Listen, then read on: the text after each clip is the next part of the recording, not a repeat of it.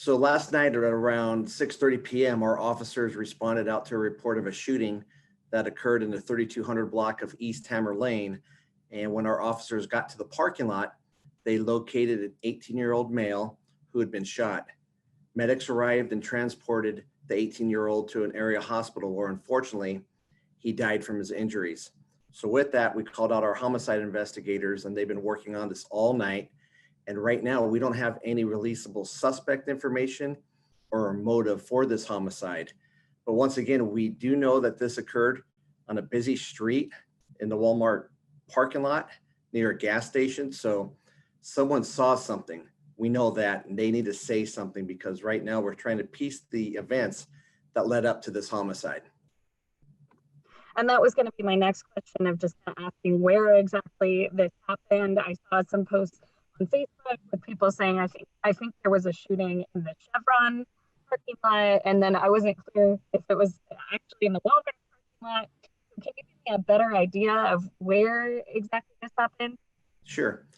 So when our officers responded out last night to the shooting in the 3200 block of East Hammer Lane, when they got to the parking lot of the Walmart parking lot, they were directed over towards the Chevron station near that parking lot, and that's where they located our victim, an 18-year-old male, and he was shot and he was transported to an area hospital where unfortunately he died from his injuries.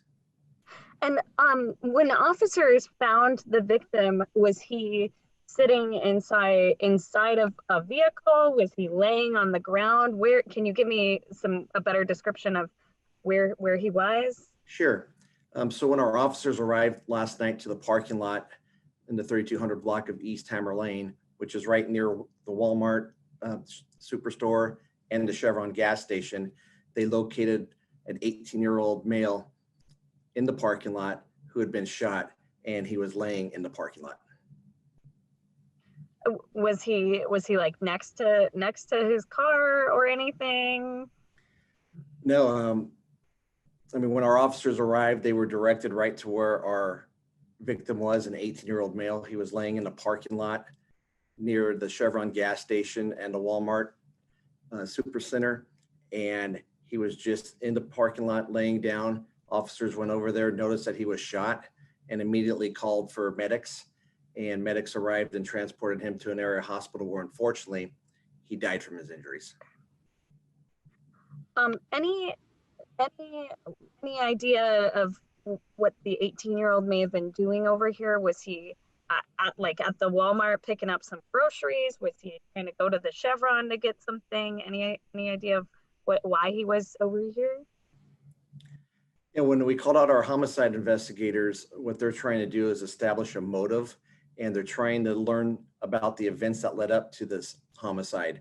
And right now, we don't know why that 18-year-old was over near the Chevron gas station or the Walmart store. And that's why it's very important, if someone knows why he was there, they need to say something, because once again, we do know that this homicide occurred in front of people, and someone needs to step up to the plate and give us some information so that we can solve this homicide.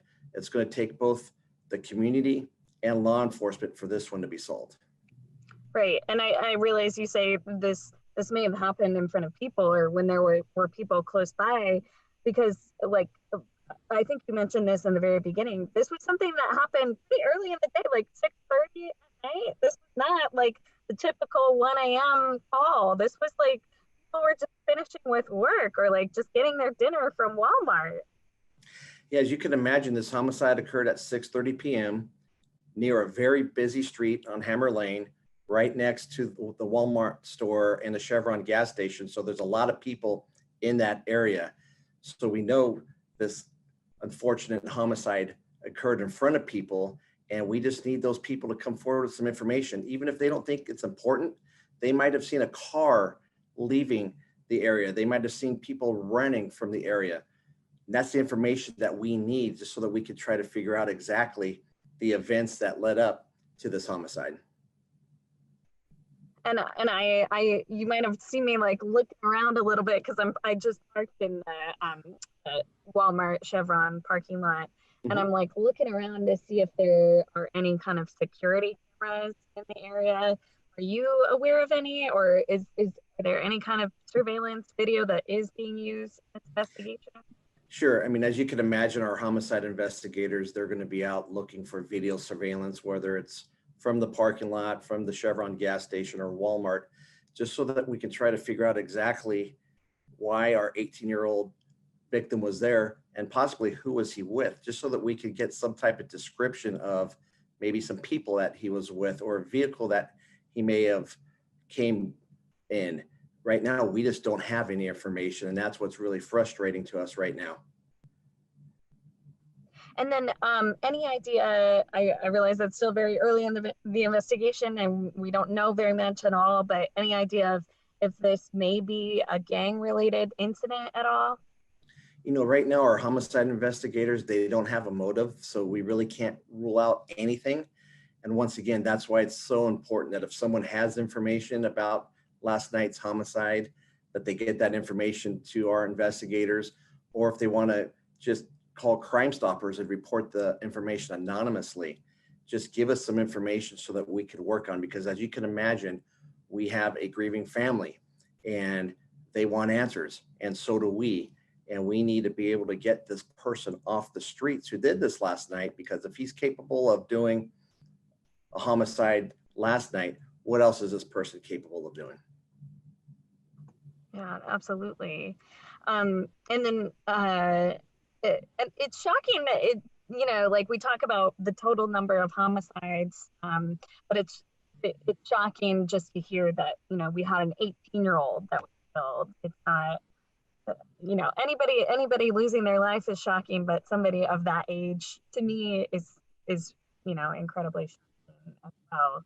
Um, the are, are you able to go over our total homicide numbers for us as well? I think over the phone you had mentioned that as of last night, we're now at the total of 53. Is that correct? Yes.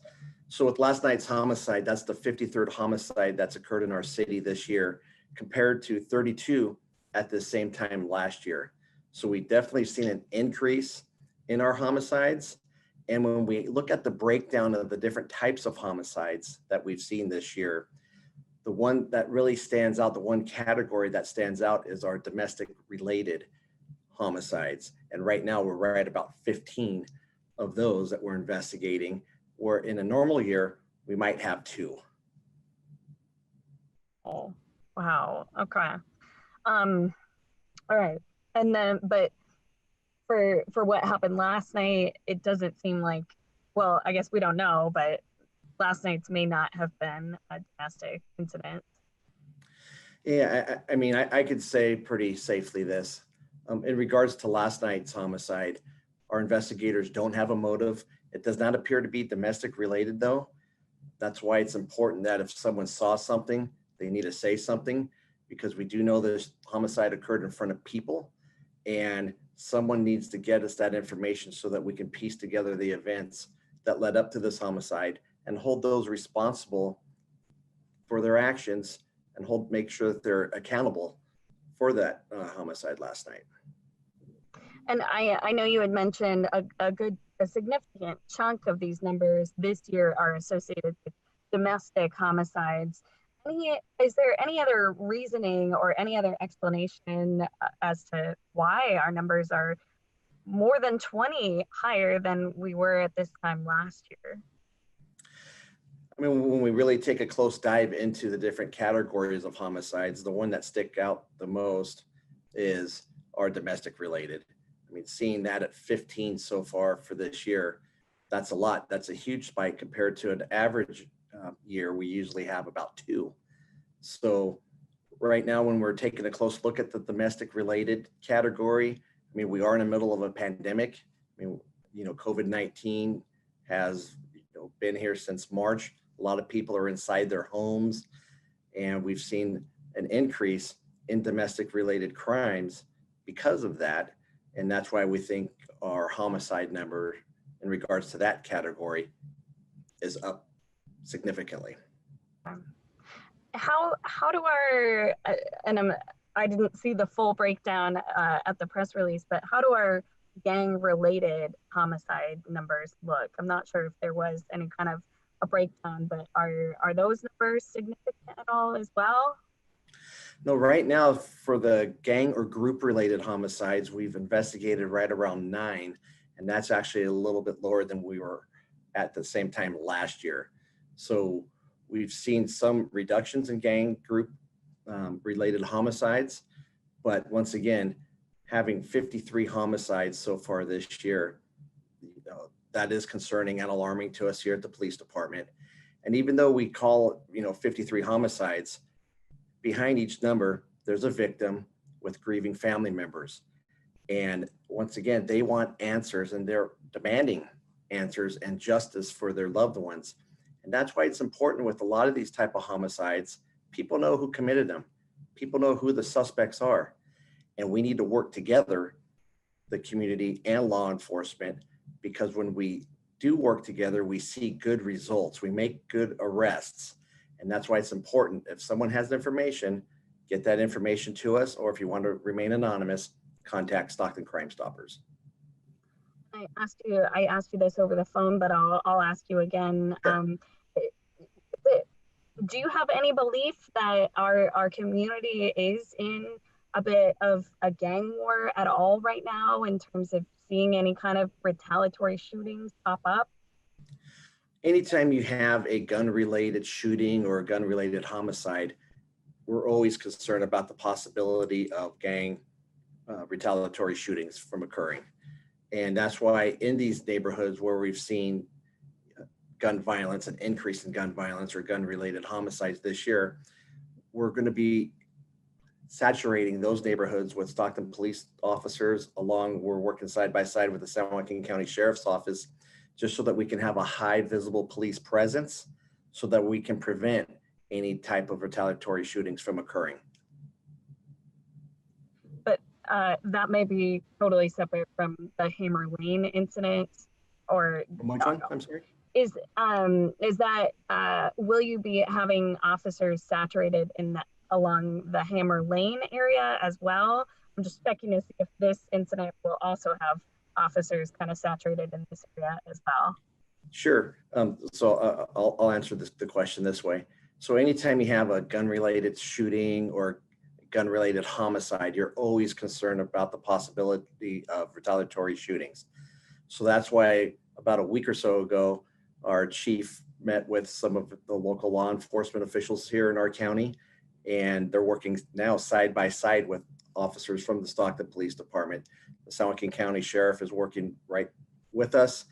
And these neighborhoods where we've seen an increase in the shootings or the homicides, we're going to be in those neighborhoods just so that we can try to prevent retaliatory shootings from occurring.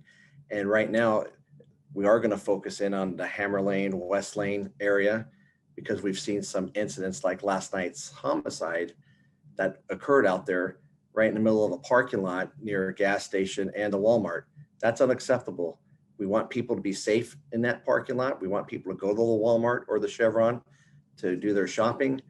And that's why we need to be out in these neighborhoods so that we could just have a high visible police presence so that we can prevent any further violence in those neighborhoods.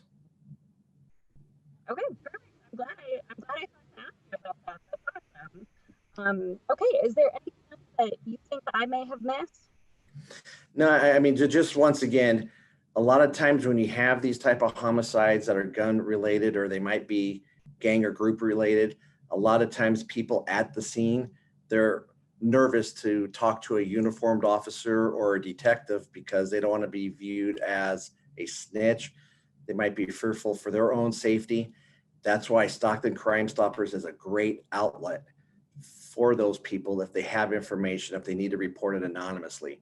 Because once again, last night, we have a grieving family now, and they're demanding answers. And we got to get those answers to that family. And the only way we can do that is by getting information coming in to the police department on who this person was who committed this very senseless act of violence last night on Hammer Lane.